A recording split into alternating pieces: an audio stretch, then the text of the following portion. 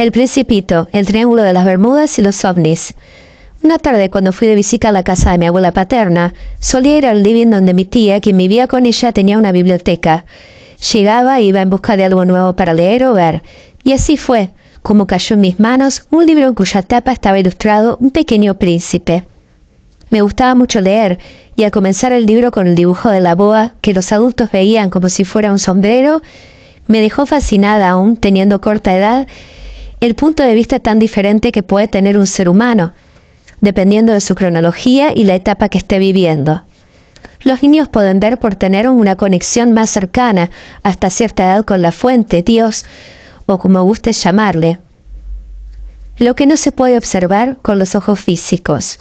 Pero este regalo que la mayoría de nosotros no podemos apreciar, porque en la infancia nos parece natural sentir y observar de esa manera, desaparece con la lamentable programación que nuestros padres, la escuela, entrenadores y otras figuras que se van cruzando a lo largo de la vida nos van introduciendo.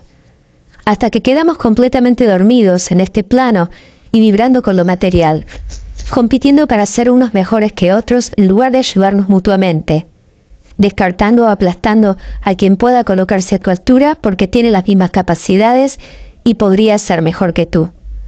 Hostigando a quien aparenta ser distinto solo por tener un físico que no es acorde a la norma o padecer algún síndrome con el que necesita un apoyo extra para poder estudiar o trabajar o simplemente manejar su vida con dignidad.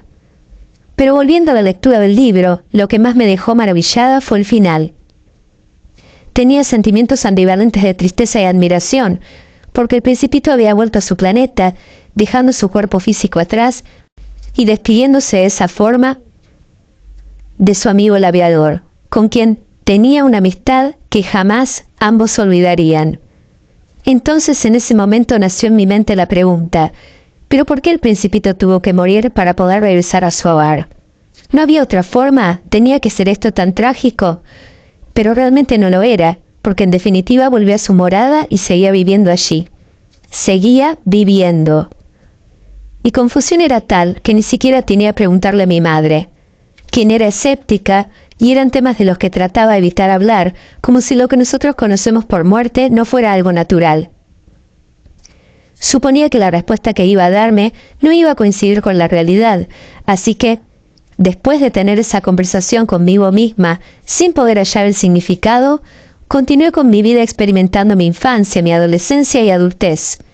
El Principito continuó siendo, desde aquel día, el libro de cabecera de mi vida, estando en la cima como el número 1 hasta el día de hoy. Pasaron muchos años cuando decidí leer la biografía del autor Antoine de Saint-Exupéry. En ese momento entendí la relación que el final del libro tenía con su vida y sobre lo que él pensaba acerca de la defunción, aunque nunca lo hubiera hecho público. Siendo el tercer hijo de 5 hermanos, estuvo presente en el lecho de su muerte, de su único hermano varón, cuando trascendió a los 15 años debido a la fiebre reumática. Este hecho, sumado a las variadas colisiones que tuvo con distintos aviones, ya que era piloto y un precursor de la aviación moderna, dejó un claro mensaje que parecía metafórico, pero que tenía una conexión directa con la realidad. La muerte no existe. No morimos, solo trascendemos, y para hacerlo debemos dejar este vehículo que se llama cuerpo, para volver al lugar de origen con nuestro Padre, del que salimos antes de llegar a este plano, y nos vamos acompañados por los seres de luz que nos continuarán ayudando en nuestra evolución. En definitiva, volvimos al plano dimensional en el que estábamos antes de encarnar, tal como el Principito debió hacer una vez que necesitó partir de la Tierra. El final del libro fue para el autor el corolario de 2 hechos que marcaron su vida. En primer lugar, la muerte de su hermano, y en segundo lugar, una de las colisiones más conocidas, ocurridas el 30 de diciembre de 1935, en la que estuvo a punto de perder la vida junto con su copiloto y mecánico André Prévost. Sobrevivieron la caída de la aeronave, pero se quedaron sin agua en medio del desierto al segundo día. Al cuarto día fueron encontrados por un beduino que los rescató y salvó. Las frases célebres tales como «solo se puede ver bien con el corazón» y «lo esencial es invisible a los ojos», entre otras popularizadas a través del tiempo, por ser uno de los libros históricamente más vendidos, fue entendida por la mayoría de la gente como algo naif, cuando lo más importante precisamente a cultivar en nuestro paso por este planeta es el amor y la amistad, y que esos son los valores prioritarios a ejercitar. Y si bien que esta es una traducción bonita y certera, como parte del significado que el autor quiso darle a esta expresión, en realidad no entendimos, al menos en lo que a mí respecta durante muchos años, el equivalente verdadero. Estamos regidos continuamente por energía y seres invisibles que existen y coexisten con nosotros, siendo más reales de lo que podemos ver. Investigando y obteniendo por canalización, además de otra bibliografía a la que pude tener acceso, pude enterarme que el Principito en realidad fue el guía espiritual de Saint-Exupéry, y no solo el personaje inventado, que él realmente existe en otra realidad dimensional. Me di cuenta además que el amor por el prójimo, por los animales, el planeta, la ayuda incondicional a todo ser vivo que lo necesite, es el verdadero motor que nos impulsa a nuestra evolución y nos hace avanzar como los seres de luz que somos realmente en la medida que lo ejerzamos. Somos seres cubiertos por un cuerpo físico para transitar en este mundo formado por estas tres dimensiones. El amor incondicional es lo que nos dará la posibilidad de probar la mayor cantidad de materias antes de volver a nuestro origen. Por lo tanto, el mensaje es un poco más profundo, de que el amor ejercido solo ocasionalmente y con aquellos que consideramos nuestros familiares y amigos. Este amor trasciende las fronteras de los conocidos o de los que pertenecen a nuestro círculo social o vital. Debe ser para todos los seres vivos por igual, incluso para aquellos que quizá nunca conozcas o te cruces a lo largo de tu estadía en la aldea global. Pero ¿y qué tiene que ver todo esto con el Triángulo de las Bermudas? Otro libro que llegó a mis manos, y no por coincidencia, buscando en la biblioteca, fue El Triángulo de las Bermudas de Charles Burdis. Lo leí todo teniendo corta edad, y después de haber tenido las experiencias de los avistajes, llamó mi atención la portada del libro, con una foto del mar, de un platillo volador y un triángulo rojo que lo enmarcaba. Ahora, después de mucho tiempo y teniendo un nivel de conciencia más elevado por lo vivido, puedo relacionar lo que aquellos libros tenían en común. En cuanto a su significado y por qué fueron un bestseller, cada uno en un momento histórico distinto. Las descripciones hechas no solo por Burdis, sino de otros investigadores, mencionados también por él en su libro, revelan varias teorías acerca de las desapariciones de barcos y aviones, dando una diversidad de soluciones que a día de hoy no han podido ser comprobadas, a pesar de que hay un grupo de científicos nórdicos que dicen haber resuelto el misterio del Triángulo de las Bermudas. Si nos ponemos a analizar en detalle sus conclusiones, veremos que carecen de sentido. El Triángulo de las Bermudas es una zona marítima que contempla el perímetro entre Miami, Florida, Estados Unidos, las Islas Bermudas y San Juan de Puerto Rico. A lo largo de la última mitad del siglo, ese lugar cobró fama por haber registrado una anormal cantidad de barcos hundidos y aeronaves desaparecidas. Las teorías sobre los motivos del fenómeno fueron tal que hasta se llegó a concebir la posibilidad de factores paranormales. Ahora bien, si llamamos factores paranormales a la posibilidad de la intervención de seres de otras galaxias con ovnis, o lo mejor conocido como naves, vamos a llamarlo así a partir de ahora, o la apertura de agujeros dimensionales creados por estos, es porque los seres humanos seguimos creyendo en lo que únicamente nuestros 5 sentidos nos permiten ver. Y más allá de esto, las naves pueden ser vistas por cualquiera de nosotros sin necesidad de crear fantasías o recurrir a teorías mediúnicas tan defenestradas por muchos autores. Comenzando por las que se suponen que tienen aval científico, las olas monstruosas causadas en forma repentina por un clima intempestivo y los depósitos de gas metano, descubiertos en la zona del Triángulo, serían los causantes directos de las desapariciones, que se producen la mayor parte en forma abrupta sin previo aviso, y en días en que el clima es totalmente adecuado para navegar o volar. Los científicos noruegos detallaron que los cráteres encontrados en la costa del país escandinavo tienen un diámetro de 800 metros y una profundidad de 50 metros, y surgieron de acumulación y fuertes explosiones de gas metano.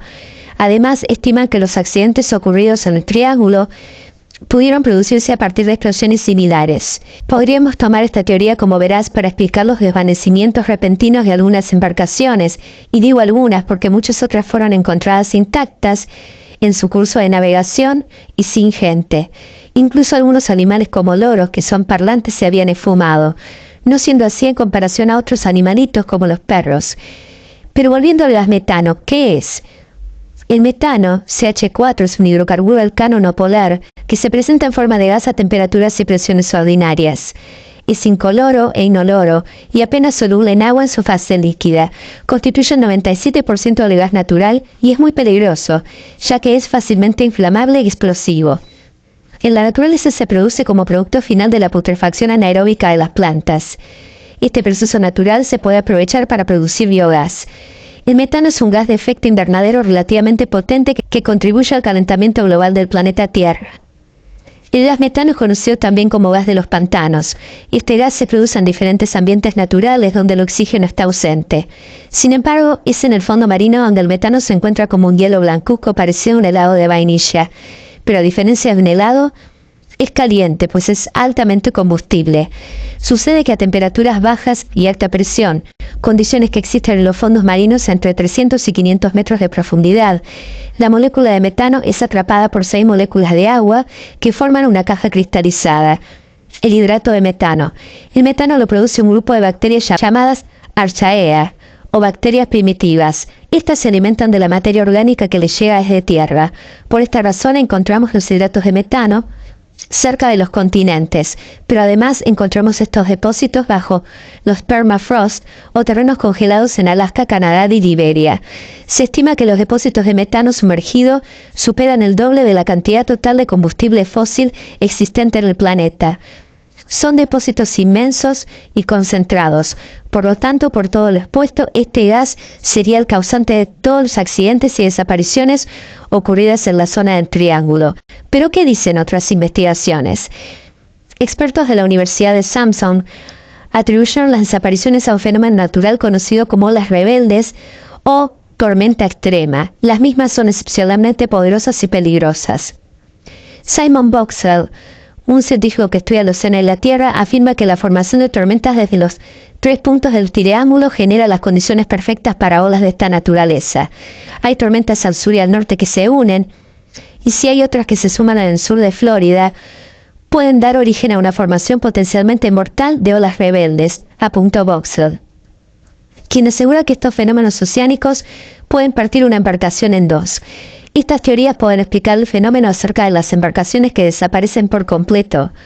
Pero ¿qué respuesta tenemos para aquellas que aparecen intactas, sin la tripulación dentro, o solo se encuentra un animalito dentro de la misma? ¿Pueden estas olas aparecer en solo segundos sin dar tiempo al capitán a dar aviso de una emergencia, o algo anormal como sucedió en muchas ocasiones?